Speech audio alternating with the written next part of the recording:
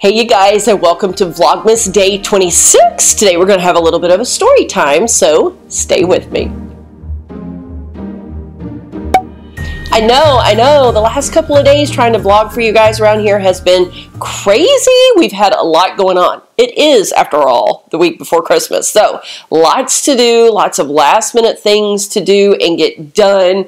Today was a day just spent getting all the laundry done and getting things put away in the house all in order for the big day. You know how that goes. You got to get everything clean and get everything put away and everything in its place before it all gets chaotic again with Christmas morning, right?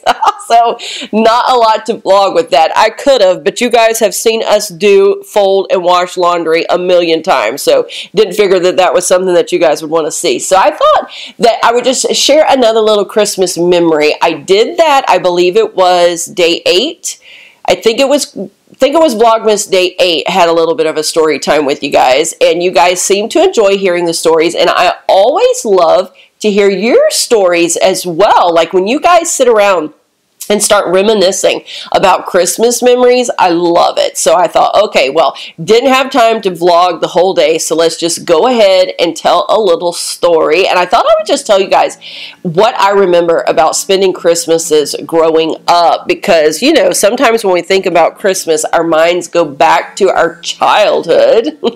Sometimes it's hard to get back into all those memories, but for me, Christmas was always such a special time. Our family made it such a big deal. Like, we legit loved Christmas. And my grandma, who passed away a few years ago, somebody had commented in the comment section recently about her being my favorite grandma, and she really was. Like, I was with her so much of my life growing up. She and I were very close. She had lost my granddaddy the October before I was born, the following August. So I never got to meet him, didn't know him, heard stories about him, and he seems like he was a wonderful man, but she was on her own. And so whenever I came along, she and I just had this bond where she loved all of her grandkids. Any of us that could be with her when we didn't have school or other activities going on, somebody was always with her. And I remember that. My other grandmother on my dad's side, I lost her several years back. I believe it was 2000. We lost her to breast cancer.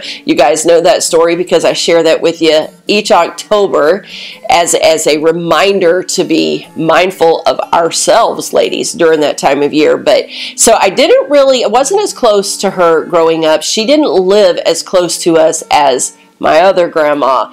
And that grandma, we called her Meemaw. And every Christmas Eve was all about Meemaw. And it's really hard now that she's been gone. This upcoming April 1st will be 3 years, so this is actually our 3rd Christmas without her. It's hard to even believe that it is, and you'll have to forgive me if the tears start flowing. But Christmas Eve was always about Meemaw. And we knew that we were going to get up, and depending on where we happened to live at the time, because we did move around just a little bit whenever I was smaller, and if we were close enough, we would get to her house around noon, 1 o'clock on Christmas Eve, and the whole rest of the day was spent at her house. If we were in a position where we lived a little bit further away, we might have gotten there a little later in the afternoon, but we were always there before 5 o'clock because all the family came. My mom has 4 brothers, and her oldest brother, I believe that there might have been 1 year that I can remember that he was able to make it there, but the other 3 brothers, always there. All the cousins, all of us were always there, no matter where everybody may have been living at the time. Everybody came for Christmas Eve, and there was always a house full. My grandma had a little small house. She didn't have a real big house, just a little small house there in Jacksonville, and it was filled to the brim, especially the older that we got, because we grew up, we got married, we started having children, and we all still were there for Christmas Eve up until my grandma moved. Whenever she finally was getting just a little bit too old to live on her own up there in that area, she moved down to Lady Lake near my mom.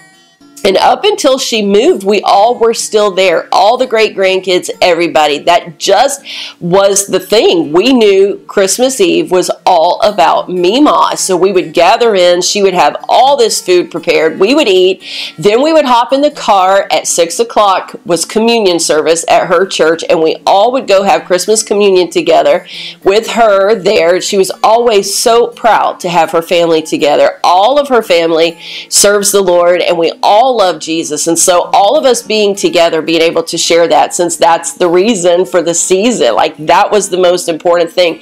Then we would all pile in the separate cars, and we would leave the church house and go driving around Jacksonville to some of the areas that had like the best Christmas lights ever. And I'm sure that they are the best ones, because even as I got older, you know, sometimes that magical feeling of Christmas when you're a kid, everything seems so grand, but even as we got older, we looked forward to those moments of taking even our kids around looking at those same Christmas lights that we had just seen year after year after year, and just such a fun time. We all would go together, we'd pull up in different streets, pile out of the cars, walk some of the neighborhoods together, just enjoying that moment. Then we would all end up back at Mima's house, because she would have gifts for all of us. We would draw names and exchange gifts between all the different families, and we would all have our gifts for Mima, and then of course we would all pig out and eat again. Because the holidays all about food, right?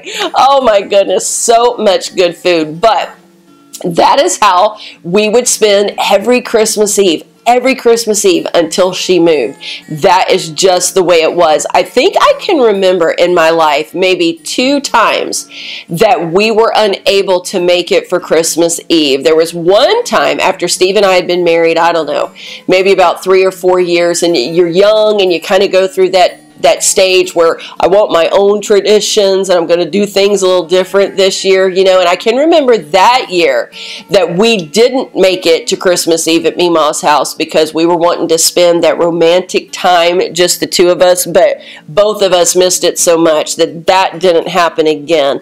And it seems like there was one other year that we had something going on with Steve's family that we didn't get to make it up there, but that's the only times that I ever remember missing, because everybody just knew. We just knew when you came into this family, Christmas Eve was all about Mima. It just was all about Mima.